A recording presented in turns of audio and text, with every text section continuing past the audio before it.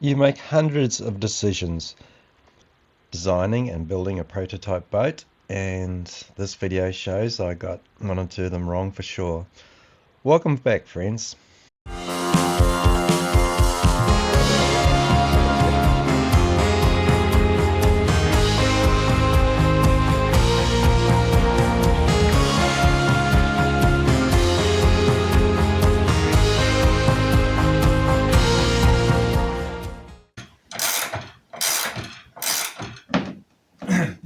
What am I doing here? Well, I'm lifting the keel off the floor. The boat's already quite high in the air because I want to get the trailer under the boat. And in doing this, I realized I've missed an opportunity. I should have my line set up to the winch and through the clutches. Then I could have tested out the winch, and I still might make the most of the opportunity. When it's right up, I'll be able to set up the line, the turning block, the clutches, and put the battery back in, and I might be able to test out over a distance of about this much how well it lifts the keel. This is quite a long, slow process, so it's going to get harder when this bit comes up above here, and I'll only be able to short stroke the spanner.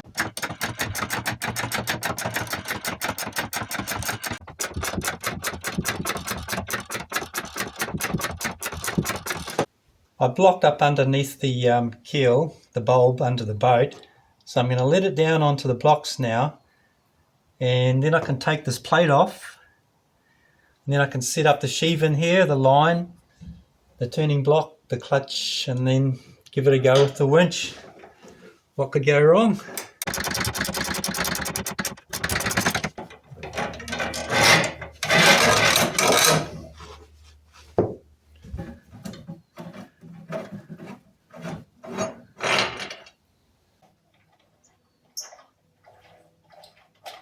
So there's a sheave to go in here. So the line's attached here somewhere. Goes down around the sheave in the keel, comes back up around the sheave, and then across to the turning block over there. That's what it looks like inside. Well, this is how the intention is of my keel lifting tackle is going to work. This line goes across to the turning block there, which goes back to the clutch and the winch. But this is all a bit tricky here, and I did all this on a CAD drawing before I built it all. But this was the trickiest part here, was this line, because it's a double line, so this line, each line is only taking half the load of the keel, probably 150 kgs. 55, 30, 25 millimeters, which is quite a bit. Clearance for this knot, which is looking great.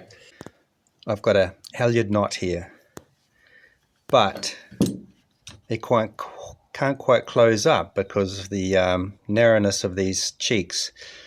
So that's a problem. I've just worked out I've got a gap between the bottom of the sheave and the sheave inside top is 25 millimeters. So I've got quite a bit to work with there. So what I'm thinking is I might move this pin down to this hole, and that'll allow that knot to close up. There's different types of knots that are similar. A fisherman's knot, where the loop, the end of the line comes back through these loops here, and that may turn out to be a better knot. I'm sure you guys might have some opinions on this, and what I'm doing now is just to try and set this up so I can, before I put the boat on the trailer, I've got some movement of the keel up and down. I want to test out whether my winch is capable. I may go up a size and line than this one, which is, by the looks of it, 8 millimeters. Yeah, I think it could do with a 10 millimeter line. That's good on your hands when you're running the line around the winch, but definitely this line would be strong enough. So the halyard knot on that bottom hole looks a whole lot better, and it doesn't exceed 25 millimeters down from the bottom of that cheek plate there. So that's promising. I'll put on a fisherman's knot. Not that I know how to do it, I'll have to look up the video. I'll put a fisherman's knot on and see how it looks. This is a fisherman's knot. I think it locks out the tail better, and that's a good thing. So there's only one other knot to try.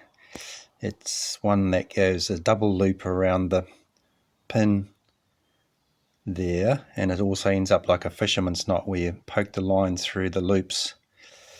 But I think this one's looking good. The tail ends up in the right place. It looks like it'll lock off okay, although those cheek sides are still an issue, possibly. That's my fisherman's knot. I'm not sure about it, but I think it's better than the halyard knot. Yeah, so this is a fisherman's knot. I like it, but I'm not sure if it's working well with the shackle, and I don't want to turn the shackle around the other way because it's bad practice to put that pin that goes in that shackle over something round, like this bolt cap screw with the sleeve on it. So that's not best practice necessarily either. You know what? I'm going to try a bowline next. Try and do a short bowline. I can seize the tail on it. I'm happiest with the bowline in this situation. It fits up inside those cheeks there nicely. It's the shortest knot that I can make work for this. So I'll put that bolt through with a sleeve on it so that the line can't be damaged, and gives it a slightly bigger diameter when it goes around that cap screw that goes through there. So for now, that's what I'm going to do. It can't be shaken undone. It's not like a sheet line that flaps around on a jib. Okay, let's see if I've got the windlass going the right way now.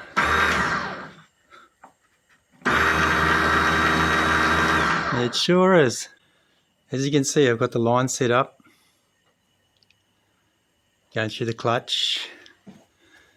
And what I'm going to do is lift with the clutch on the keel. It's only got to go up about 2 millimeters, but then I can get the blocks out from underneath. So that's the theory, and I'm just going to be careful not to overwrap the winch so it acts like a clutch if it comes to the end of the keel going up. For the moment, I'll just put a little mark on the maximum up position, although it has a couple of millimeters to go.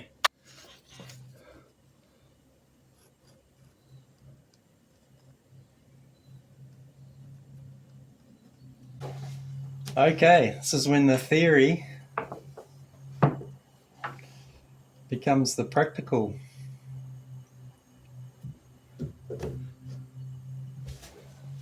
Let's see if I can lift the keel at all.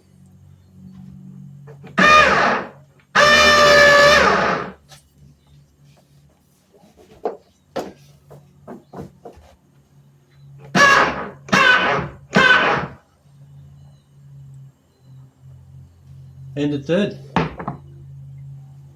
It did. So the line is holding the full weight of the keel now. As you can see by the mark, it's gone up a bit. So I'll go down below now and remove the blocks. Okay, I thought I had the weight off the blocks and I didn't. So I'm going to try it. It's actually 10 millimeters lower than I thought it was. The blocks must have compressed more than I imagined. So we'll try and lift it now.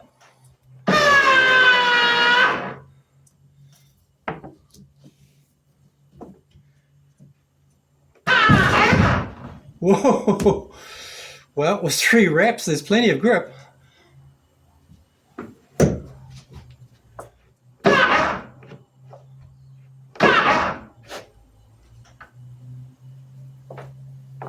There you go. Now it's sitting under full tension. I should be able to remove the blocks. I'll just go around here with security. Just in case.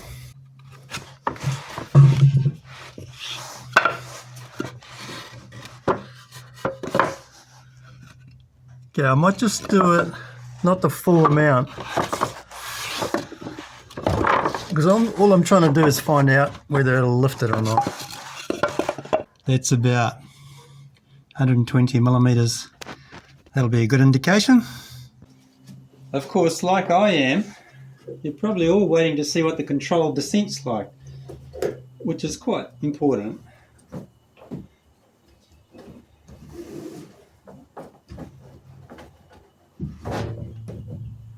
So, I don't think there's any harm in putting another wrap on there, because I'll have to, whoa, it looks like it's, yep, I can already see I'd probably be more comfortable with the next size line up 10 millimeters. But I'll make sure I don't get my hands anywhere near the winch. Got to take tension off the clutch now.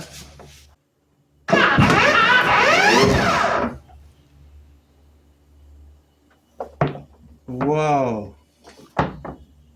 I don't know what exactly happened there.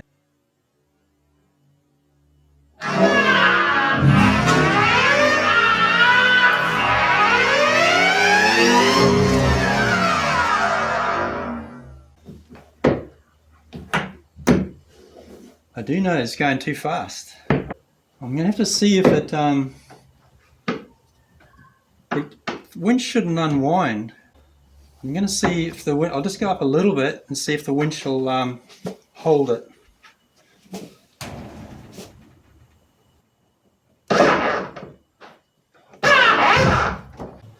No, it's actually able to unwind the winch. I didn't expect that.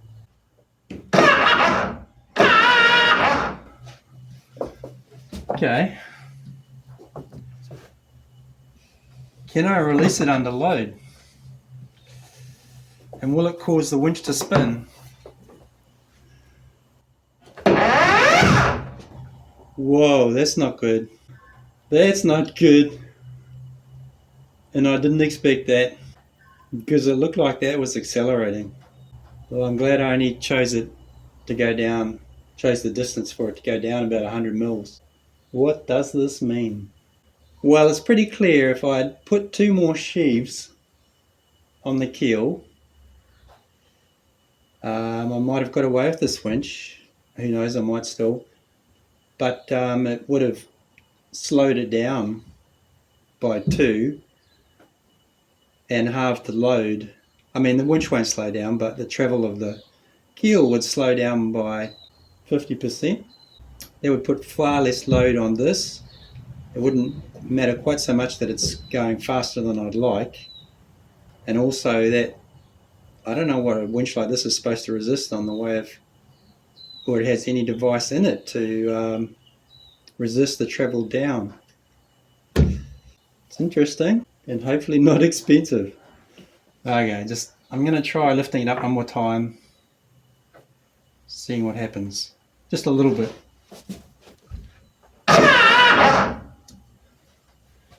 Certainly got the power to lift it up. I don't like releasing the clutch when it's under a lot of load.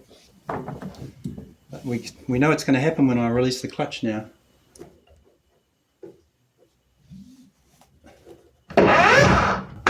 And that's not good. There's a lot of possibilities on how to solve this. It's kind of gone well that the winch is powerful enough. I didn't expect it to unwind like that. I thought I'd be able to control the descent of it. Well, clearly, guys, that went a bit worse than I expected. There's a lot you could say about it.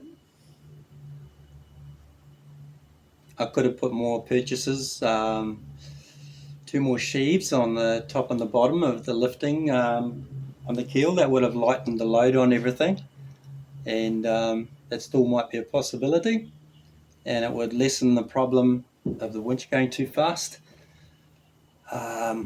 I could get another winch, a 48 volt winch, if such a beast exists. They do, I think, but in a bigger size. That's probably going to be like 1200 watts or something. Probably have a different footprint.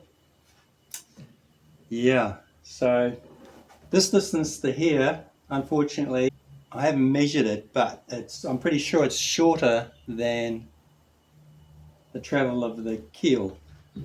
If it was longer, then you could have an attachment point for a line here going through a block on this line and then back to here. So in this position with the keel nearly up, the block would be nearly up to here. So that would halve the speed and double the power, halve the speed of the travel of the keel, and halve the power that the winch has got to lift. But that's not a viable solution by the looks of it. So what I might do is wind the video up here, and I need to go and have lunch. I need to have a think about this, and I really think that some of you guys out there might have some good suggestions too. No doubt some of them might cost a bit of money, as some of the solutions I'm imagining might too, like a new winch. And electric winches are really not cheap, but this one has really stunned me that it can unwind with load on it. I'm pretty sure it's going the right direction as well. Maybe it only works well in one direction. I guess that's a possibility. Maybe I should change the wiring around again and run it around the other side of the winch and see if the winch breaks. But even if it did, it's still a bit of a beast to control, and I always expected it to be. Yeah, so that's where we're at.